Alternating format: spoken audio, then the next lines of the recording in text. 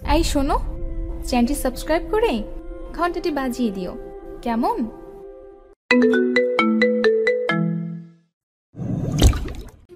আমার আপুরে বাঁচাও, আমার আপুরে ওই রুম থেকে বের করো। ঝুমু আমাকে ধরে ফোপাতে ফোপাতে বলল। আমি ঝুমুর মাথায় হাত দিয়ে শান্ত করতে করতে বললাম, আচ্ছা আগে শান্ত হ, পরে কি হয়েছে খুলে বলো। জিমি কান চুলকাতে চুলকাতে ঝুমুকে বলল, ঝুমা আপু, তুমি এত হাইপার হয়েও না তো, আস্তে আস্তে ভাবের অভ্যাস হয়ে যাবে। আজ প্রথম দিন তো, তাই হাল একটু বেহাল হয়েছে। জিমির উত্তর শুনে রাসেল ভাই যেন আর একটু কান খাড়া করলো। আমার হাত পা ছিমছিম করতে লাগলো জিমির কথা শুনে। ঝুমুকে বাদ দিয়ে জিমিরে জিজ্ঞেস করলাম, কি রে জিমি, কি হয়েছে ভাবির? ঝুমু এমন কথা বলতেছে কেন? আপু, ঝুমু আপু তো নতুন, ভাবিও নতুন, দুজনেই সহ্য করতে পারে না। আমার প্র্যাকটিস থাকলেও কেমন জানি লাগছে। এই বলেই জিমি কান খোঁচাতে লাগলো। আমি কনফিউজড হয়ে গেলাম, ঝুমু বলছে কি আর জিমি বা বলছে কি। না পেরে রাসেল ভাইয়ের দিকে তাকাতেই বুঝলাম সেও আমার মতোই কনফিউজড। এখন আমার অস্ত্র প্রয়োগ করার সময়।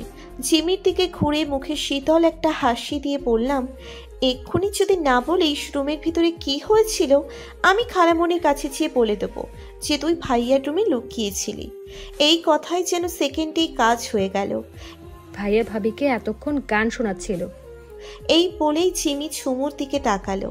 আমি আর রাসেল ভাই দুইজনের দিকে হাঁ করে তাকিয়ে থাকলাম। ঝুমু আবার বলতে লাগলো, তোমার ভাই বিগত 2 ঘন্টা যাবৎ একা একাই গানের কলি খেলে যাচ্ছে। কি গানের গান! খাটের নিচে 2 হাত দিয়ে কান চেপে ধরেছিলাম, তাও কাজ হয়নি। ভাইয়ার গান গাওয়ার বাতি কাছে অনেক আগে থেকেই। ও গান গাওয়া শুরু করলে বাসার সামনে রাস্তার কুকুরগুলো জড়ো হয়ে ডাকাডাকি শুরু করে। কিন্তু আমি ভাবতেও পারি নাই যে ও বাসর রাতেও পৌঁড়ে গান শোনাবে। ঝুমাপু, তুমি চিন্তা করো না তো, ভাবির অভ্যাস হয়ে যাবে, যেমন আমাদের হয়ে গেছে। এই বলেই জিমি ঝুমুকে সান্ত্বনা দিতে লাগলো। ঝুমু ঝাঁঝের সাথে উত্তর দিল, হয় আপু বয়রা হয়ে যাবে, না হয় পাগল হয়ে যাবে, রাস্তায় নেমে যাবে। আরে কি পাগলামি করতেছো ঝুমু, শান্ত হও তো। ভাবি ভাইয়ারে টাইট দিয়ে দেবে, তুমি কিচ্ছু চিন্তা করো না, আমরা তো আছি। এই বলে কোনো রকমে ঝুমুকে ম্যানেজ করলাম। মনে মনে ভাবতেছিলাম সকালেই না ভাবি কাঠটা পুচকা গুছিয়ে বাপের বাড়ি রওনা দেয়। চোখের কোণা দিয়ে দেখলাম রাসেল ভাই আস্তে করে চলে যাচ্ছে। এত কিছু হলো, আল্লাহর বান্দা একটা শব্দ করলো না মুখ দিয়ে। আর আল্লাহ না করুক আমি যদি কিছু করতাম, মুখে খই ফুটতো ওই মানুষটার। রাতে বিছানায় শুয়ে শুয়ে ভাবতেছি কাহিনী আসলেই সত্যি। যার বিয়ে তার খবর নাই, পাড়াপড়শির ঘুম নাই। ভাইয়ার বিয়ে আর আমি গত 2 দিন যাবৎ ঘুম ছাড়াই বলতে গেলে চলতেছি। আস্তে করে চোখের উপরে আই ক্যাপ টেনে দিলাম। ঠোঁটের উপরে কার যেন আলতো হাতের ছোঁয়া পেলাম। ঘুমের ভেতরেই অনুভব করতেছি, একটু পরেই টের পেলাম পিঠে যেন আলতো ছোঁয়া। কতক্ষণ ঘুমিয়েছি বলতে পারি না, কিন্তু এসব অনুভব করেই ঘুমের মধ্যে প্রচণ্ড জেদ হচ্ছিল। তাড়াতাড়ি উঠে বসে চোখ খুলতে যাব এমন সময় টের পেলাম চোখ খুলতে পারছি না। চোখের উপরে যে আই ক্যাপ দেওয়া তাও মনে নাই। আই ক্যাপ সরিয়ে সামনে তাকাতেই দেখি রুম পুরো ফাঁকা, সব এলোমেলো। আমি ফ্লোরে পড়ে ঘুমোচ্ছি। ফোনটা মাথার নিচে থেকে বের করে দেখি 10:30 বেজে গেছে। বাহ, বেশ ভালোই হয়েছে, কেউ আমাকে ডাকেনি, একটু শান্তিতে ঘুমাতে তো পেরেছি। কিন্তু সবাই গেল কই? পেটে কোথায় ছোঁচো করতেছে। উঠে দেখি মিলির টি শার্ট টাইট হয়ে পেটের অনেকটা অংশ দেখা যাচ্ছে। তাড়াতাড়ি মনে পড়লো এই সোর্সে আমি রাসেল ভাইয়ের সামনে শোডাউন দিয়ে বেরিয়েছি। ও খোদা, আমি যে কেন এমন আলাফুলা হলাম কে জানে। তাড়াতাড়ি উঠে ওয়াশরুমে যেয়ে ড্রেস চেঞ্জ করলাম। ফ্রেশ হয়ে বের হতেই দেখি মিলি এসে হাজির। আমাকে দেখে দুলে দুলে হাসতেছে। কি রে, অমন ফেটকি মাছের মতো দাঁত বের করে আছিস কেন? অন্যদিকে ঘুরে প্রশ্ন করলাম। নিপাপু তাড়াতাড়ি চলো, ভাবি রান্না করতেছে। এই বলে মিলির কি হাসি। রুম থেকে বের হয়ে দেখি বড় মামা, ছোট মামা, আমার 2 খালু ভাইয়ারা, রাসেল ভাই সহ মোটামুটি সবাই ওয়েট করতেছে ভাবির নাস্তার জন্য। বড় আপু টেনে আমাকে বসিয়ে দিয়ে বলল, নিপা তাড়াতাড়ি বসে পড়, না হয় পরে ভাগে পাবি না ভাবির হাতের রান্না। আমি বড় আপু, মান্না আপু তিনজনে ডাইনিং রুমের এক সাইড দিয়ে বসে আছি। তিন খালাও আমাদের পাশে। মোটামুটি ডাইনিং রুমে মানুষ গিজগিজ করতেছে। একটা জিনিস খেয়াল করলাম, মিলি আর জিমি আস্তে করে কেটে পড়েছে। দুই বান্ধরানি তো আকামের প্ল্যানের অভাব নেই, তাই হয়তো চলে গেছে। রাসেল ভাই একটু পরপর মনে হয় আড়ে আড়ে আমার দিকে তাকাচ্ছিল। আমি ওনার দিকে তাকালেই অন্যদিকে তাকাচ্ছে উনি। নতুনভাবে ট্রে হাতে নিয়ে ডাইনিং রুমে ঢুকলো। পিছনে বুয়া আর ঝুমু সবার হাতেই ট্রে। ওকে দিয়ে দেখলাম ভাবি এতক্ষণ বসে সেমাই রান্না করেছে, আর তা খেতে সবাই লাইন দিয়ে বসে আছে। ভাবি আগেই বলল সবাই একসাথে খাওয়া শুরু করবে। সবার হাতেই সেমাইয়ের বাটি আর চামচ। সবাইকে দেওয়া হলে ভাবি বলল, এবার খেয়ে বলেন কেমন হয়েছে। সেমাইয়ের আউটলুক দেখে তো মনে হচ্ছে সেই টাইপের ইয়াম্মি হবে। বিসমিল্লাহ বলে যেই মুখে দিলাম, টের পেলাম চোখের সামনে যেন সব অন্ধকার হয়ে আসছে। আমার স্বাদ ইন্দ্রিয় বলতে, ওরে নিপারে, আমারে আর নির্যাতন করিস না। পাশে তাকিয়ে দেখি বড় আপু আর মান্না আপু যেন তবদা দিয়ে আছে। কোত পরে সেমাইটুকু পেটে চালান দিলাম। বড় মামা সেমাই চামচ দিয়ে না খেয়ে বাটির কোনায় মুখ দিয়ে খেয়েছিল। সবচেয়ে বেশি খারাপ অবস্থা তার, চোখ যেন কোটর থেকে বেরিয়ে আসতেছে। না পারছে গিলতে আর না পারছে ফেলতে। মুখ ভর্তি সেমাই নিয়ে বসে আছে। মানুষ অল্প শোকে কাতর হয়, অধিক শোকে পাথর হয়। জয় ভাইয়া যেন তার বউয়ের কর্মকাণ্ড দেখে পাথর হয়ে গেছে। আমাদের সবার মুখের মানচিত্র দেখে ভাবি মনে হয় কিছু একটা আঁচ করতে পারলো। কি হয়েছে, সিমে ভালো হয় নাই? এই বলেই ভাইয়ার দিকে তাকালো। মানুষকে যদি বন্দুকের নলের সামনে দাঁড়িয়ে বলা হয় এখনই হাসবি না হলে গুলি করব, তখন সেই অবস্থায় মানুষ যে হাসিটা দেয় সেই রকম একটা হাসি দিয়ে ভাইয়া বলল, পরি, অসাধারণ হয়েছে রান্না। তুমি তো জানো আমার পেট খারাপ, এখন দুধের জিনিস ডাক্তার খাইতে মানা করছে, তুমি অন্যদের খাওয়াও, আমি আসছি ওয়াশরুম থেকে। এই বলেই ভাইয়া তাড়াহুড়ো করে চলে গেল। হঠাৎই মনে হলো সবার ভেতরে অন্য কিছু এসে ভর করেছে। বড় মামা ছোট মামা একসাথে কোথায় যেন যাওয়ার কথা মনে পড়ল। রাসেল ভাই শিহাব ভাই সোজা ভাইয়ার পিছু পিছু গেল। তাসিন বড় ভাবির কোলে, তারপরও তাসিন নাকি কান্না করতেছে। বড় আপু আর মান্না আপু ওদের বান্ধবীদের বাসায় যাবে। পুরো ডাইনিং 2 মিনিটে ফাঁকা হয়ে গেল। এখন বুঝলাম মিলি আর জিমি কেন আগেই সটকে পড়েছে। সবাই যাওয়ার পরে ডাইনিং রুমে শুধু আমি, ভাবি আর ঝুমু। ভাবি হঠাৎই এক চামচ সেমাই মুখে দিয়ে ফেলল। মুখে দিয়ে সোজা দৌড়ে বেসিনের দিকে। ঝুমু আমাকে বলল, নিপা, হয়েছেটা কি? বেআইন প্রশ্ন না করে খেয়ে দেখো। পানি খেতে খেতে জবাব দিলাম। ভাবি তার বিধ্বস্ত চেহারা নিয়ে সামনে এলো। ঝুমু ভাবির দিকে তাকাতেই ভাবি বলল, সেমাইতে চিনির বদলে লবণ দিয়ে দিয়েছিলাম। সকালে নাস্তার ট্র্যাজেডির পরে খালা আর রিস্ক নিলেন না। দুপুরের রান্না আমার 2 খালা মিলেই সারল। সকালে যেহেতু সেমাই পড়েছে পেটে 1 চামচ, তাই দুপুরে টেবিলে খাবার দিতেই প্লেট ভর্তি করে ভাত, মাংস আর 2 পিস মাছ নিলাম।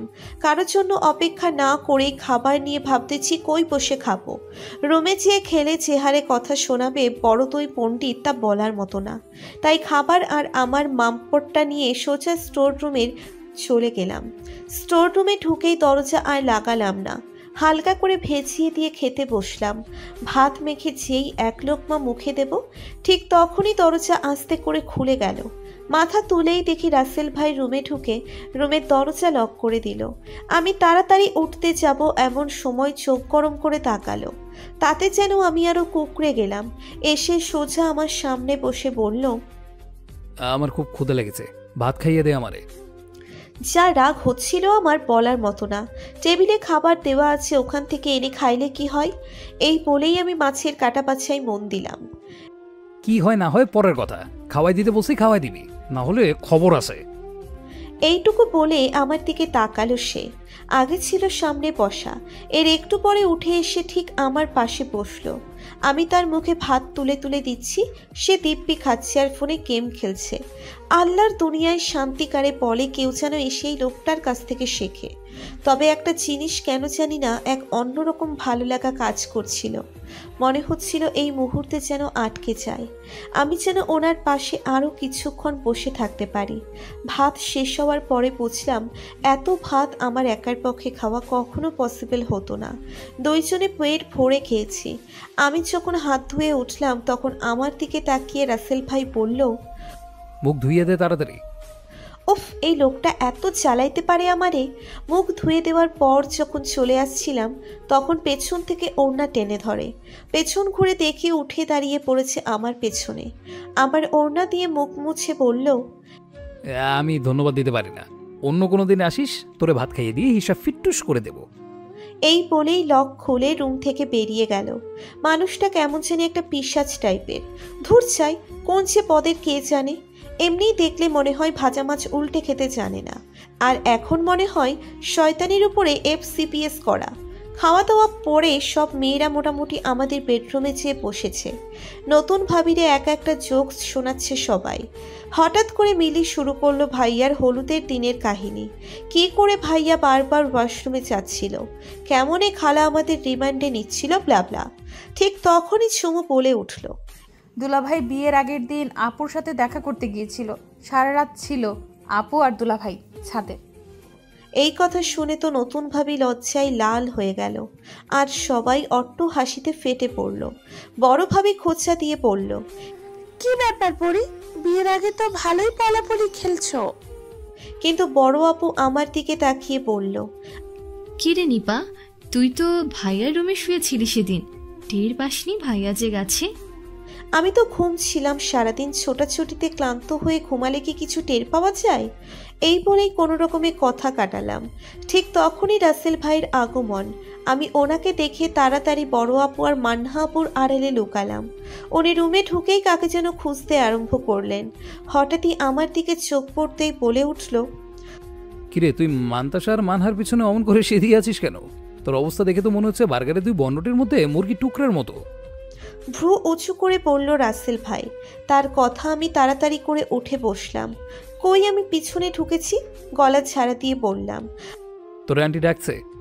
রাসেল ভাই এটুকু বলেই চলে গেল। মনে মনে ভাবতেছিলাম আবার কি করেছি কে জানে। আর ভালো লাগে না আমার। এত লোক থাকতে ছুরি কেন আমার উপরেই চলে? আসলে আমার কপালই খারাপ। বড় আপু, মানহা আপু বান্ধবীর চেয়ে বেশি। মিলি জামির কথা নাই বা বললাম, দুটারই তো রাম মিলায় জড়ি। মারামারি করলেও একটারে ছাড়া আধা ঘন্টাও টিকে না। আর আমি কপাল পোড়া, সাথে পিছে কেউ নাই। বড় আপুদের গ্রুপে পাত্তা দেয় না, আবার মিলিদের গ্রুপে আমি অ্যাডজাস্ট করতে পারি না। এসব ভাবতে ভাবতে গেলাম খালার রুমের দিকে। নিপা, তুই এক্ষুনি রাসেলের সাথে পরিদের বাসায় যাবে। আমাকে দেখেই খালার সান্ডা মার্কা আদেশ। এই কথাটা শুনে আমার জানি কেমন কেমন লাগতেছিল। হঠাৎ ভাবিদের রুমের বাসায়। কি হয়েছে খালার, সমস্যা? খালা যেন তেলাপোকা দেখছে এমন একটা লোক দিল আমাকে। তুই ইদানিং বড্ড বেশি বকবক করা ধরেছিস নিপা। একটা কথা বলে কয়েক ডজন প্রশ্ন তোর রেডি থাকে। এই বলেই ফট করে একটা নিঃশ্বাস ছাড়লো খালা। মনে মনে ভাবতে থাকলাম, একটা প্রশ্ন করেছি তারে বানাইছে ডজন। আল্লাহ না করুক আর প্রশ্ন করলে কি করতো। রাসেল ভাইয়ের সাথে আবার বাইরে যাব। উফ আল্লাহ, এই লোকের সাথে বাইরে যাওয়ার কথা শুনলেই আমার কেমন জানি না বুকে পানি থাকে না। রুমে এসে দেখি সবাই আড্ডা দিচ্ছে, হাসাহাসি করছে, আর আমি কিনা কপালের চেহারা নিয়ে ওনার সাথে বাইরে যাচ্ছি। সাদা কালারের একটা লং ফ্রকের সাথে ব্ল্যাক জিন্স পরে নিলাম, ঠোঁটে হালকা লিপস্টিক আর চোখে কাজল। ব্যাস, আমি রেডি। চুল আঁচড়িয়ে উঁচু করে লাঠি দিয়ে বেঁধে নিলাম। ওড়নাটা টান দিয়ে যখন আমি বের হচ্ছি, বড়ভাবে চোখ কপালে তুলে বলল, বাবা গো নিপা, তোমারে তো সেই দেখাচ্ছে। কি ব্যাপার, কাকে পাগল করার ইচ্ছে আছে? ভাবি, আমি ভাইয়েরে বলতেছি যেন আপনার চোখের ডাক্তারের কাছে নিয়ে যাই অতি সত্বর। এটুকু বলে বাসা থেকে নামলাম। নিচে নেমে দেখি রাসেল ভাই হাওয়া। এদিক ওদিক তাকিয়ে তার বা তার বাইকের কোনো ছায়া কিছুই খুঁজে পেলাম না। একবার ভাবলাম তার ফোনে কল দিই, আবার ভাবলাম কল দিলে অহেতুক ঝাড়ি খাওয়া লাগবে।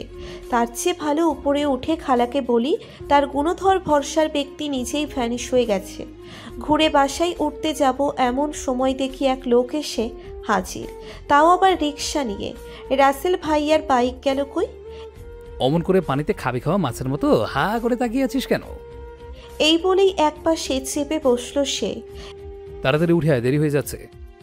এটুকু বলেই পকেট থেকে ফোন বের করে মনোযোগ দিয়ে ফোন দেখতে লাগলো। কই আমাকে একটু হেল্প করবে রিকশায় উঠতে, তা না, উনি আছে ওনার মজায়। রিকশায় বসতেই সেই একই কাহিনী। ওনার পারফিউমের ঘ্রাণে আমি মাতাল। কালো খয়েরি এক পাঞ্জাবি, ব্লু জিন্স, পাঞ্জাবির হাতা গুটিয়ে কনুই পর্যন্ত ভাঁজ করা, হাতে তার সেই মোটা চেনের ঘড়ি। উফ, এত স্মার্ট হয়ে বের হওয়া লাগে কেন? রিক্সা চলছে আর আমি চাপতে চাপতে আর এক কোনায় প্রায় এমন করে বসেছি যে একটু জোরে ঝাঁকি লাগলেই আমি কুমড়োর মতো গড়িয়ে নিচে। হঠাৎই টের পেলাম রাসেল ভাই আমার পেছন থেকে হাত দিয়ে কোমর ধরে টেনে একদম ওনার কাছে নিয়ে আসলো। তো সমস্যা কি আমরা বলতো নিপা? আমার সাথে বের হলেই কি প্ল্যান করে বেরোস যে একটা না একটা আকাম করবি? আমি আবার কি করলাম? সেদিন বাইকে বসেছিলে আলগার উপরে, আজকে রিক্সায় বসছিস, তাও এমন জায়গায় পড়তে 2 মিনিটও লাগবে না। কিছু না বলেই চুপ করে বসে থাকলাম। তখনও সে আমার কোমরে হাত দিয়ে একদম শরীরের সাথে শরীর লাগিয়ে বসা। মনে হচ্ছিল ইস, যাক না সময় এখানে থেমে। আচ্ছা, আমি কি রাসেল ভাইকে ভালোবেসে ফেললাম নাকি? ইয়া খোদা, তাইলে কেমনই কি? যখন এসব আগডুম বাগডুম চিন্তা করছিলাম ততক্ষণে রিক্সা থেমে গেছে। এ কি, ভাবির বাপের বাড়ি তো আরো দূরে, তাহলে এখানে রিক্সা থামলো কেন? নিপা নিচে নাম। এই বলেই ভাড়া দিল রাসেল ভাই। মিনমিনিয়ে বললাম, বাসা তো আরো দূরে, এত আগে নেমে কি করব? তুই আমারে কোলে করে নিয়ে যাবি, তাই এখানে নামা। এই বলেই এক বিশাল ঝাড়ি দিল আমারে। এই লোকটার জীবনের বড় উদ্দেশ্য হলো আমারে হেনস্থা করা। উনি আগে হাঁটছে, আমি পিছে পিছে হাঁটছি। পুরো 15 মিনিট হাঁটার পরে পৌঁছালাম সমুদের বাসায়। সেখানে যেয়ে দেখি এলাহি কাণ্ড। ভাবির আব্বু আম্মু অনেক খাতির করা শুরু করলো আমাদেরকে। হঠাৎই দেখি সাদ এসে হাজির। আমি আর রাসেল ভাই এক পাশে বসা আর সাদ অন্য পাশে। এসেই ওনার সাথে কথা বলে আমার সাথে শুরু করলো কথা। না পারছি উঠতে, না পারছি কথা বলতে। সাদ অনেক মশকরা করছে আর আমি জোর করে হাসি মার্কা লুক দিচ্ছি। কিন্তু এটা বুঝতেছিলাম পাশে আগ্নেয়গিরি থেকে লাভা উৎকিরণের প্রস্তুতি নিচ্ছে। নির্ঘাত আজকে আমাকে মেরেই ফেলবে। এখানে এসে শুনলাম আমাদের এখানে আনা হয়েছে ওনাদের কিছু রীতি রেওয়াজের জন্য। হঠাৎই সাদের আব্বু আম্মু এসে হাজির। আমাকে ডেকে নিয়ে দুইজনের মাঝে বসিয়ে নানা কথা। ঘণ্টাখানেক থাকার পরে মনে রাসেল ভাই উঠেই অমনি বলল, আচ্ছা মহিমা, অনেক রাত হচ্ছে, আমরা এখন আসি তাহলে। চোখের ইশারায় আমাকে উঠতে বলল। সবার কাছ থেকে বিদায় নিয়ে যখন বাইরে আসলাম দেখি উনি আগেই রিক্সা নিয়ে এসে হাজির। চাঁদ ভরা আকাশ, রিক্সায় আমরা দুজন, যেন এক রোমান্টিক পরিবেশ। আমার তখন কি হলো কে জানে। আস্তে করে ওনার হাতটা ধরলাম। কি মনে করে কেন যেন কিছুই জানি না, শুধু হাতটা ধরলাম।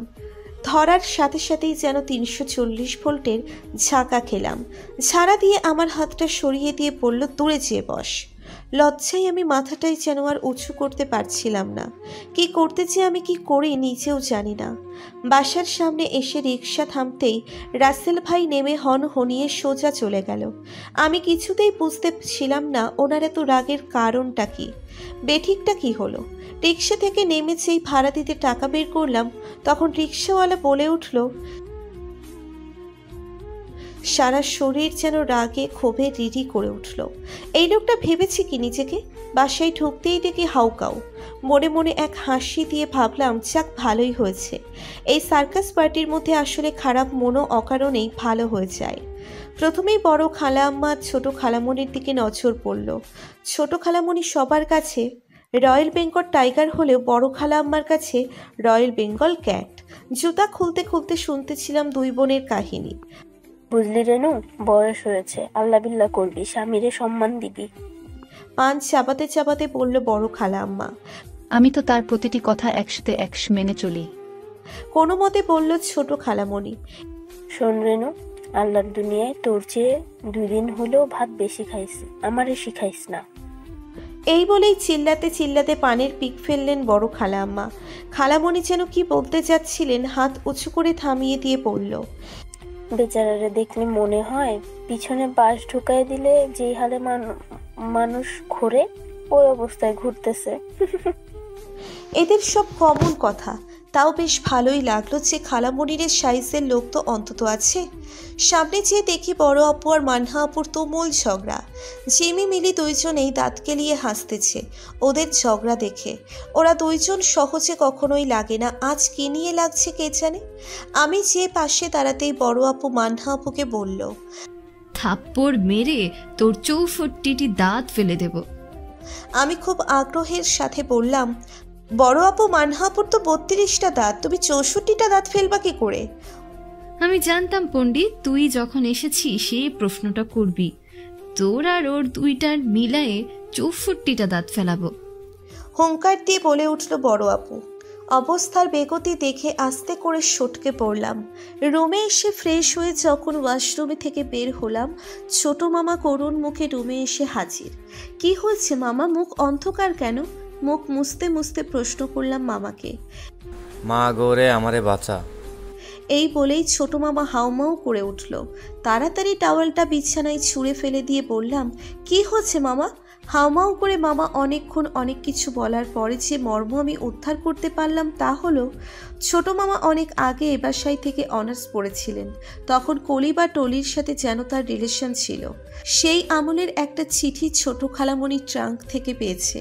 এখন মামাকে ব্ল্যাকমেইল করছে যদি খালামণিকে স্বর্ণের চেইন কিনে না দেয় তাহলে ছোট মামিকে চিঠি দিয়ে দিবে। মামার কথা শুনে আমি কাঁদবো না হাসবো কিছুই বুঝে উঠতে পারছি না।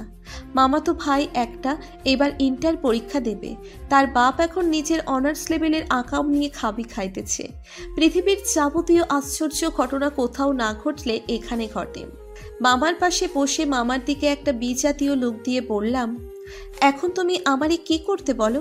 ছোট মামা খপ করে আমার হাত ধরে বলল, তুই রেনুর কাছ থেকে আমাকে চিঠিটা যে কোনো উপায়ে এনে দে। মামা তুমি বুঝে বলতেছো? তুমি কি বলতেছো? নিপারে মা গো, আমি জানি আর কেউ পারুক বা না পারুক তুই পারবি। নিজের অজান্তেই ফোঁস করে এক দীর্ঘশ্বাস ফেললাম। ছোট খালামণির কাছ থেকে এই চিঠি আনা আর সাপের সাথে হাডুডু খেলা এক কথা। কখন সে উল্টো দিক থেকে আঘাত আসবে কে জানে। কিন্তু ছোট মামার মুখের দিকে তাকিয়ে নাও বলতে পারছিলাম না। ছোট মামাকে আশ্বাস দিয়ে বাইরে পাঠিয়ে ভাবতে বসলাম কেমনই কি করা যায়। অনেক ভেবে হঠাৎই একটা আইডিয়া মাথায় আসলো। জিমি মিলিকে ডাক দিলাম। সব খুলে হেল্প চাইতেই দুইটাই সোজা নাই পড়ল। নিপাপু, তুমি কি পাগল হয়ে গেছো? কি বলতেছো? বুঝে বলতেছো? মিলি প্রশ্ন করলো। জিমি বলল, আপু নির্ঘাত পাগল হয়ে গেছে, না হলে আম্মুর কাছে থেকে চিঠি আনার সাহস কখনো কারো হয়? আচ্ছা শোন, তোদের কাউকে কিছু করতে হবে না, শুধু রাতের বেলায় রুমের বাইরে দাঁড়িয়ে থাকবি। চিঠি আমি খুঁজে বের করব। এই বলেই দুইটার দিকে তাকালাম। মাথা কাত করে দুইটাই সাই দিল। রাতের খাওয়া দাওয়া আগেই করা হলো।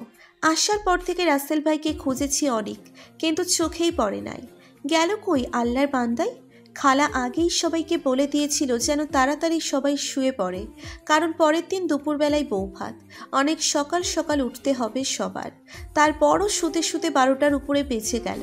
মোটামুটি সবাই যখন ঘুমে আমি আস্তে করে উঠলাম। অন্ধকারে জিমি মিলিকে আস্তে আস্তে ডাকা শুরু করলাম, কিন্তু ফাজিল দুইটা গভীর ঘুমে চলে গেছে। মনে মনে বললাম যা হয় হবে, আল্লাহ ভরসা, আমি একাই যাব। আস্তে করে উঠে খালার রুমে যেয়ে কান পাতলাম কোনো শব্দ আসে কিনা। না, কোনো শব্দই নেই। তার মানে সবাই ঘুমে। দরজা খুলে যেই ভেতরে ঢুকতে যাব অমনি টের পেলাম আমি যেন হাওয়ায় ভেসে যাচ্ছি। আরে আমাকে কে যেন আর কোলে করে ফেলেছে। ইয়া আল্লাহ, এত রাতে আমাকে কোলে নিল কে? মুখ ঘোরে টের পেলাম সেই মাতাল করা ঘ্রাণ। আপনি আমাকে কোলে নিয়েছেন কেন? মুখের দিকে তাকিয়ে প্রশ্ন করলাম। আমাকে কোলে নিয়েই সোজা মেইন গেটের দিকে হাঁটা শুরু করলো। কোনো উপায় না পেয়ে আমি তার গলা ছড়িয়ে ধরলাম। এটা কি পাগলামি হচ্ছে? নিচে নামান আমাকে। এই বলেই মোচড় দিতেই আমাকে বলল, সোজা ছেড়ে দেবো, কোমর 10 টুকরা হয়ে যাবে। তখন আর ওই পাদের পাদময় ভালোবাসা আর পাওয়া লাগবে না। কথা শুনে আমি আরও শক্ত করে ওনার গলা জড়িয়ে ধরলাম। বলা তো যায় না কখন ছেড়ে দেয় আমাকে, যে মানুষ দিতেও পারে, বিশ্বাস হয় না। মেইন গেট খুলে আমাকে নিয়ে আস্তে আস্তে ছাদে উঠে আসলো। ছাদের ঠিক মাঝ বরাবর নিয়ে আমাকে নামালো কোল থেকে। নামালো না, মনে হলো যেন ছুঁড়ে ফেললো। দুহাত দিয়ে আমাকে কাছে টেনে নিল। কেন জানি না আমার মনে হচ্ছিল ওনার নিঃশ্বাস যেন খুব ঘন হয়ে পড়ছে। এরপরে যেটা হলো সেটা আমার কল্পনার বাইরে ছিল। আমার ঠোঁটে আর এক জোড়া উত্তপ্ত ঠোঁটের আবেশ পেলাম। সেই উষ্ণ আবেশে কতক্ষণ ছিলাম জানি না। আমার হাত দুটি ধীরে ধীরে তার পিঠ আঁকড়িয়ে ধরেছিল। তার বুকের ধকধক শব্দ আমি শুনতে পাচ্ছিলাম। মনে হচ্ছিল আমি আর এই পৃথিবীতে নেই, হারিয়ে গেছি অন্য জগতে। এই মুহূর্ত যেন বারবার আসে, ঠিক এমন করে পেতে চাই তাকে বারে বার। আমার কোমরে যেন তার শক্ত হাতের শিকল, যা কখনোই ছুটে যাবে না। মনে হচ্ছিল সারা পৃথিবী যেন থমকে গিয়েছে তার আর আমার ভালোবাসায়।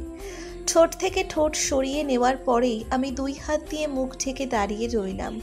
টেনে ধরে আমাকে রাসেল ভাই বলল, ছোট আন্টি রুমে চুরি করে যাচ্ছিলি তো, তাই না? আমি মাথা ঝুলিয়ে সাই দিলাম। আস্তে করে আমার কানের কাছে মুখ এনে বলল, কোনো চিঠি নেই আন্টির কাছে, মামাকে ঢপ মেরেছে তোর খালা। বড় বড় চোখ করে তাকিয়ে অন্ধকারেও যেন আমি দেখতে পারলাম মানুষটা মুচকি মুচকি হাসতেছে। অনেক রাত হয়েছে, বাসায় যাব, ঘুমাবো, এই বলেই হাঁটা শুরু করলাম। একটু সামনে যেই আবার ফিরে আসলাম। কিরে, আবার ফিরে আসলি যে? রাসেল ভাই আকাশ দেখতে দেখতে প্রশ্ন করলো, আপনি এই ভয়াবহ কাজটা করলেন কেন? আমি প্রশ্ন করলাম। সে উত্তর দিল, কোন ভয়াবহ কাজ? কারো বাসায় বোমা মেরেছি নাকি? এই যে একটু আগে যেটা করলেন। একটু আগে কি করলাম? একটু আগে যেটা আমার সাথে করলেন। একটু আগে আমি কিছুই করিনি তোর সাথে, যা করার তুই করেছিস, আমাকে জড়িয়ে ধরেছিস। এত মিথ্যে কথা একটা মানুষ কি করে বলে? আমি হাঁ করে ওনার মুখের দিকে তাকিয়ে রইলাম। মনে মনে এত রাগ হতে লাগলো যে বলার মতোই না। মেজাজ আগুন করে সোজা গটগট করে নেমে আসতেই বুঝতে পারলাম উনিও পিছে পিছে আসতেছে। কালকে যেন ওই পাদের সাথে ঘষাঘষি করতে না দেখি। পেছন থেকে বলে উঠল রাসেল ভাই। ঘুরেই তেজের সাথে জবাব দিলাম, আপনি ওনাকে পাদ বলেন কেন? ওনার নাম সাদ, বুঝেছেন?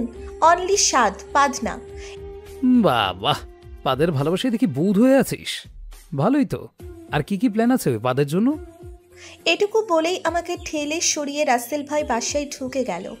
রাতে বিছানায় শুয়ে শুয়ে ভাবছি এই লোক এমন কেন, এই মেঘ এই রোদ। আস্তে করে ঠোঁটে ছুঁয়ে অনুভব করলাম এই ঠোঁটে যে তার সেই উষ্ণ পরশ আছে। আচ্ছা, একটু আগে যা হলো তা কি সত্যি, নাকি আমার মনের ভুল ছিল? পাশ ফিরে মাথার নিচে হাত দিয়ে এসব ভাবতে কখন সে ঘুমিয়ে পড়লাম নিজেও বুঝি নাই। নিপা তাড়াতাড়ি ওঠ, কিন্তু খালারা ডাকছে। বড় আপুর ডাক আর ঠেলা ঠেলিতে যখন ঘুম ভাঙলো তখন মনে হচ্ছিল এই যেন সবে চোখটা লেগেছিল। উঠে বসতেই বড় আপু হাত ধরে টানাটানি শুরু করলো। নিপা, তুই এখনো ঘুমাচ্ছিস? ওদিকে সবাই ব্যস্ত আর তুই নবাব জাতির মতো এখনো কাত হয়ে পড়ে আছিস। কাপড় রাখতে রাখছে বড় খালা আম্মা তার বচন শুরু করলো। এখানে আর থাকা মানে কানের যে 2-4টা পোকা জীবিত আছে তাদের মেরে ফেলা। তাড়াতাড়ি করে উঠে ওয়াশরুমে যেয়ে দরজা দিলাম।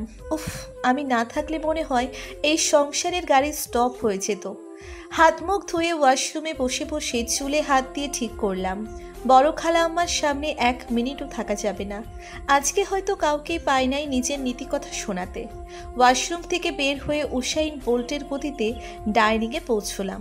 সবাই প্লেট হাতে যার যার খাবার নিচ্ছে। মেনু হলো পরোটা, আলুর দম আর কালকের মাংস। খুশিতে যেন মনে হচ্ছিল লাফ দিই। পরোটা মাংস আমার খুব পছন্দের। তাড়াতাড়ি প্লেটে 3টা পরোটা আর মাংস নিয়ে ড্রয়িং রুমে চলে আসলাম। অনেকদিন টিভি দেখা আর খাওয়া হয়নি। আমার অভ্যেস টিভির সামনে বসে বসে খাওয়া, যা খালার 2 চোখের বিষ। প্লেটের খাবার হাতে নিয়ে যেই সোফায় বসে টিভি অন করার জন্য রিমোট নিয়েছি, সেই ছো মেরে কে জানি আমার হাত থেকে প্লেট নিয়ে গেল। মুখ উঁচু করে তাকাতেই দেখি রাসেল ভাই। আমিও সাথে সাথে ওনার হাত থেকে প্লেট নিতে হাত বাড়ালাম। তখনই বড় মামা এসে হাজির। কি রে, তোরা বাচ্চাদের মতো প্লেট কারাকারি করতেছিস কেন? বড় মামা প্রশ্ন করলো আমাদের দিকে তাকিয়ে। আমি কিছু বলার আগেই রাসেল ভাই বলে উঠল, দেখেন না মামা, নিপা আমার নাস্তার প্লেট ধরে নিয়ে যাচ্ছে। ওনার কথা শুনে মনে হচ্ছে আমার পায়ের নিচের জমিন না ফ্লোর ফাঁকা হয়ে যাচ্ছে, আর আমি ওই ফাঁকা দিয়ে টুপ করে নিচের ফ্লোরে যেয়ে পড়তেছি। বড় মামা চোখ মোটকে আমার দিকে চেয়ে বলল, বড় হয়েছিস, এখন ফাজলামি কমা। মিলি জিমি করলে মানা যায়, তাই বলে তুইও এমন করবি? এই বলেই মামা টিভি দেখতে বসে। পাশে বসে দেখতেছি রাসেল ভাইও দিব্যি খেয়েই যাচ্ছে। ওনার কোনো মাথা ব্যথাই নাই যে আমি খেলাম না। আবার ডাইনিং রুমে এসে প্লেট পরোটা নিয়ে মাংস নিতে যাব, দেখি বাটি খালি। খালার কাছে জিজ্ঞেস করতেই বলল, মাংস ছাড়া কি খাওয়া যায় না? উত্তরের ধরনেই বুঝে গেলাম মাংস যে শেষমেশ সেই আলুর তরকারি দিয়েই কোনো মতে একটা পরোটা খেলাম। কই খাবো মাংস দিয়ে পরোটা, তা না কপালে জুটল কিনা আলু পরোটা। এই হলো জীবন আমার, যা এই কয়দিন বড়ই বেদনাময়। খাওয়া শেষ, সবাই আবার তোড়জোড়ে লেগে গেল দুপুরের অনুষ্ঠানে। মোটামুটি 10টার দিকে বাসা মেয়ে শূন্য। ভাবির সাথে সবাই পার্লারে চলে গেছে। এবার খালুও মোটামুটি রেডি। খালামণিকে সে যে করেই হোক চিনবে, তাই খালা কি শাড়ি নিয়ে যাচ্ছে পার্লারে সেটা ভালো করে খেয়াল করে রেখেছে, যাতে গতবারের মতো এবার যেন কোনো সমস্যা না হয়। কিন্তু আমি আছি বড়ই মুশকিলে। বড় আপু যাওয়ার সময় বলে গেছে, গতবারের মতো মেকআপ করা নিয়ে যদি আবালামি করি তাহলে ওখানে বসেই নাকি আমাকে ক্যালানি দেবে। কী যে ভয় আছি সেটা বলতে পারছি না। খালু আর আমার মুখে দেখে যে কেউই বলবে পেটের সমস্যা আছে নাকি। আমার চেয়ে মনে হয় খালু বেশি ভয়ে আছে। মুখটা শুকনো আমচুরের মতো দেখাচ্ছে। ছোট মামাকে সকাল থেকে খুঁজতেছি সত্যি কথাটা বলার জন্য, আর মামা গায়েব। মামিকে জিজ্ঞেস করলে বলেছে কাজে বাইরে গেছে। 12টার দিকে আমরা সবাই রেডি হয়ে গেলাম কমিউনিটি সেন্টারে। আজকে সকাল থেকে নাস্তার কাহিনী হওয়ার পরে রাসেল ভাইও গায়েব। মোটামুটি সবারই আজকে গায়েব আনার রোগে ধরেছে। সেন্টারে যেয়ে দেখি ভাবিকে নিয়ে মহিলা মণ্ডল এখনও আসে নাই। মোটামুটি সব ফাঁকায়। আমি যেয়ে সোজা স্টেজের সামনের সোফায় এসি বরাবর বসে আয়নাটা বের করলাম ব্যাগ থেকে। যে চেহারার দশা কি হয়েছে, আয়না বের করে দেখলাম চেহারা গরমে একাকার। কাজল লেপটে গেছে, মুখে হালকা যা মেকআপ করেছিল তাও ছেঁড়াবেড়া অবস্থা। আস্তে আস্তে আবার সব কিছু ঠিক করে যেই আয়না বন্ধ করতে যাব, সেই দেখে আয়নাতে রাসেল ভাই দেখা যাচ্ছে।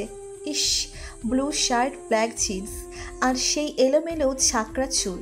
মেয়েদের পাগল করতে আর লাগেটা কি। মানুষটা এত সুন্দর, স্বভাব চরিত্র সুন্দর হলে কতই না ভালো হতো। স্বভাবটা যেন আস্ত এক কচ্ছপের মতো। তাড়াতাড়ি আয়না বন্ধ করে ব্যাগে ঢুকিয়ে আমি ফোনে মনোযোগ দিলাম। চোখের কোণা দিয়ে দেখলাম রাসেল ভাই আমার দিকেই আসছে। বরাবর আমার সামনে এসে দাঁড়িয়ে বলল, রাতে যা বলেছি মনে আছে তো? কি কথা? তুই তো আমার কথা এক কান দিয়ে শুনে অন্য কান দিয়ে বাইরে বের করে দিস। আচ্ছা বলবেন তো কি কথা? ওই পথ থেকে 100 হাত দূরে থাকবি। যদি দেখি ঢলাঢলি করেছিস তো দেখিস করি কি। এই বলেই হেঁটে চলে গেল। বেচারা স্বাদের জন্য কেন জানি না খুব খারাপ লাগছিল। আমার কারণে অহেতুক বাজে বাজে কথা শোনা লাগতেছে তার। একটু পরেই দেখি নতুন ভাবিকে নিয়ে সবাই এসে হাজির। বিয়ের দিনের মতো আমি আজকেও কনফিউজড কোনটা কে। খালি ভাবি ছাড়া আমি আবারও কাউকে চিনতে পারছি না। ভাবি আসার একটু পরেই ভাবির বাসার লোকজনও এসে হাজির।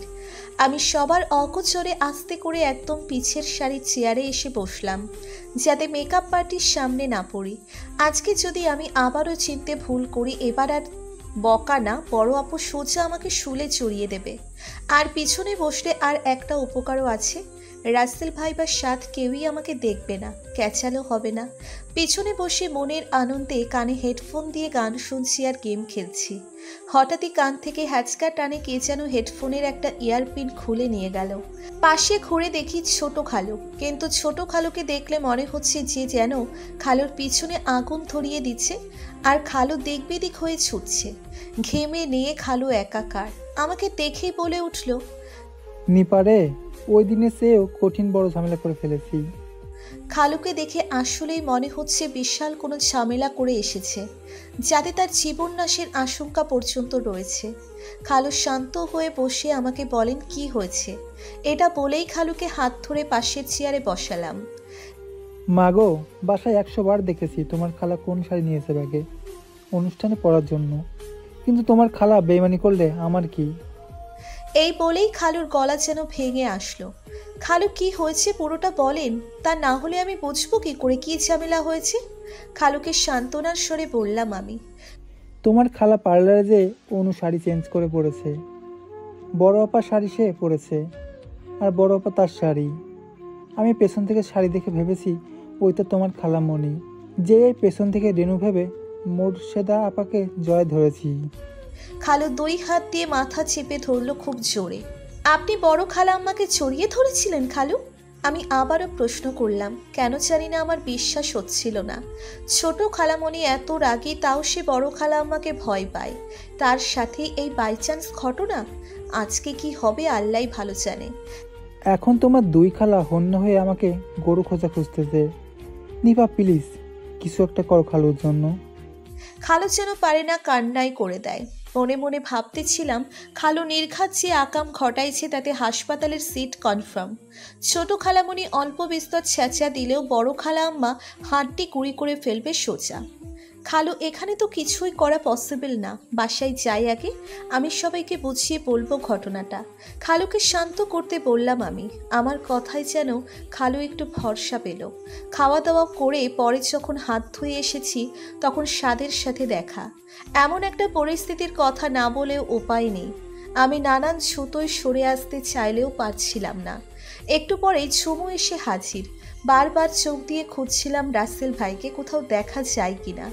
অনেকক্ষণ আড্ডা দেওয়ার পরে স্বাদের ফোন আসলে সরে যায়। আমিও ঝুমুকে নিয়ে স্টেজে চলে আসি। স্টেজে তখন ফটো সেশন চলতেছে। আমি নিচে দাঁড়িয়ে দাঁড়িয়ে দেখতেছি কি সুন্দর লাগে নতুন নতুন ছুটিগুলোকে। বড় খালা আম্মা হুট করে এসে আমার সামনে হাজির। নিপা, তুই শাহজাহানকে দেখেছিস? আমাকে দেখে জিজ্ঞেস করলো খালা আম্মা। না, খালুকে তো দেখি না অনেকক্ষণ। খালুকে কি দরকার খালা আম্মা? গোবেচেরা মুখ করে প্রশ্ন করলাম উল্টো করে। ইতিহাসে আছে শাহজাহান মমতাজ মহল তাজমহল করে দিয়েছিল। আজকের এই মডার্ন শাহজাহানকে মেরে ওই বউ রেনু তাজমহল বানাবে। যত টাকা লাগে আমি দেব। বড় খালা আম্মার এই কথা শুনে আমার মনে হচ্ছিল বুকের ভেতরে কামারের হপারের মতো শব্দ হওয়া শুরু হয়েছে। আর কিছু বলার আগেই খালা আম্মা সোজা হাঁটা শুরু করলো। আল্লাহর দুনিয়ায় যত নমুনা আছে সব এই ফ্যামিলিতে কি যে হবে খালুর কে জানে। ওয়াশরুমে যাওয়ার জন্য লেডিস পার্সটা মিলির কাছে দিয়ে আমি ওদিকে চলা শুরু করলাম। ওয়াশরুমের ঠিক পাশেই একটা দরজা। আমি দরজা বরাবর আসতেই দরজাটা খুলে আমাকে কে জানি টেনে ওই দরজার ভেতরে নিয়ে গেল। আমার গলায় গালে ঘাড়ে এলোমেলো আদরে যেন আমাকে ভরিয়ে তুলেছিল। আমি এমন করার কোনো মানেই হয় না রাসেল ভাই। বারবার কেন এমন করেন আপনি? আপনি যদি পারেন তো একবারে নিজের করে নিয়েন। এই বলেই সচরে ধাক্কা দিয়ে স্টোর রুম থেকে বের হয়ে চলে আসলাম। রাসেল ভাই আমার থেকে হয়তো এমন ফিডব্যাক কখনোই আশা করেনি। পেছনে তাকালে হয়তো দেখতাম হতভম্ব চোখে তাকিয়ে আছে লোকটা আমার দিকে। সে যাই হোক করুক, আমার কি তাতে? খালার কাছে যেয়ে বললাম, খালার শরীর খারাপ লাগছে, আমার বাসায় যাব। হঠাৎ কি হলো তোর? আমি আছি তোর সাথে। খুব চিন্তার সাথে খালা বলল, না ঠিক আছে, আমি চলে যেতে পারবো, সমস্যা নেই। এই বলে মিলির কাছ থেকে পার্সটা নিয়েই বেরিয়ে গেলাম। মাথায় জানি না কোনো ভূত চাপলো। ভাবলাম হেঁটে হেঁটেই বাড়ি যাব। কতক্ষণ হেঁটেছিলাম জানি না। মাঝপথেই নামলো ঝুম বৃষ্টি। ভালোই হলো, চোখের পানিগুলো তো আর কেউ দেখতে পাবে না। হাঁটতে হাঁটতে খুব বেশি আম্মুর কথা মনে পড়ছিল। আম্মু থাকলে হয়তো এমন হতো না আর আজকে। হয়তো মনের আনাচে কানাচেতে ছড়িয়ে ছিটিয়ে থাকা সব কথা বলতাম আম্মুকে। আজকে যেন চোখের পানি বাঁধ ভেঙেছে। সারা পথ বৃষ্টিতে ভিজে বাসায় এসে লক খুলে যখন ঢুকলাম প্রায় 3টের উপরে বাজে। কোনো রকমে পার্সটা ছুঁড়ে ফেলে দিয়ে শাওয়ার নিতে ঢুকলাম। কতক্ষণ ঝর্ণার নিচে দাঁড়িয়েছিলাম জানি না। যখন শীত লাগা শুরু হলো বুঝলাম জ্বর আসবে হয়তো। ওয়াশরুম থেকে বের হয়ে চুল মুছতে মুছতে বারান্দায় এসে দাঁড়ালাম। এখনও অঝরে বৃষ্টি পড়ে যাচ্ছে। কপালে হাত ছুঁয়ে দেখলাম মাথাটা যেন আগুন হয়ে যাচ্ছে।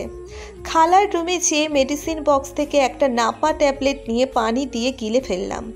কেন জানি না বারবার কান্না দলা পাকিয়ে আসছিল গলার কাছে। এ হয়তো কাউকে নিজের অভিমানটুকু কাউকে না বোঝাতে পারার এই কান্না আমার। বারান্দায় কতক্ষণ দাঁড়িয়েছিলাম বলতে পারবো না। ঘোর ভাঙল ডোরবেলের শব্দে। দরজা খুলে দেখি ভাইয়া, ভাবি, ছোট খালামণি, খালু এরা সহ মোটামুটি 10-12 জনের গ্রুপ ব্যাক করেছে। সবার মুখ মোটামুটি থমথমে একটা অবস্থা। সারা জীবন শুনে এসেছে মেয়ে পক্ষ মেয়ে বিদায় দিয়ে কান্না মার্কা অবস্থায় বাড়ি ফেরে, আর এরা দেখে ছেলে বিদায় দিয়ে কান্না করতে করতে এসেছে। দরজা খুলে দিয়ে আমি রুমে গেলাম। এতদিন পরে মনে হচ্ছে হ্যাঁ, এটা আমার রুম। পাতলা একটা কাঁথা গলা পর্যন্ত টেনে দিয়ে চোখ বন্ধ করতেই মনে হলো আমি যেন ঘুমের দেশে হারিয়ে গেলাম। আসলে গত 3 দিনে সব মিলিয়ে মনে হয় 6 ঘন্টাও ঘুম হয়নি। শরীর আর এই অনিদ্রার ধকল কুলিয়ে উঠতে পারছিল না। তাই হয়তো এই অবেলায় নিদ্রা দেবী এসে ভর করেছিল আমার চোখে। ঘুমের মধ্যেই মনে হয় আমার আশেপাশে প্রচুর শব্দ। আমি যেন রাস্তার মাঝে শুয়ে শুয়ে ঘুমোচ্ছি, কিন্তু আমি তো বিছানায় ঘুমোচ্ছিলাম, রাস্তায় আসলাম কি করে? এসব ভাবতে ভাবতে চোখ খুলে দেখলাম আমাদের বেডরুমে তিল ধারণ করার জায়গা পর্যন্ত নেই। এত মানুষ এখানে কেন? স্বপ্ন ভেবে চোখ বন্ধ করে আবার খুললাম। না, এ তো স্বপ্ন না, সত্যি সবাই আমাদের বেডরুমে। কিন্তু ঘটনা কি? আমাকে ঘুম থেকে উঠে বসতে দেখেই সবাই একসাথে কথা বলে উঠল, আর আমার কান পর্যন্ত যেন কথায় পৌঁছচ্ছে না। হঠাৎই শুনলাম বড় আপু বলতেছে,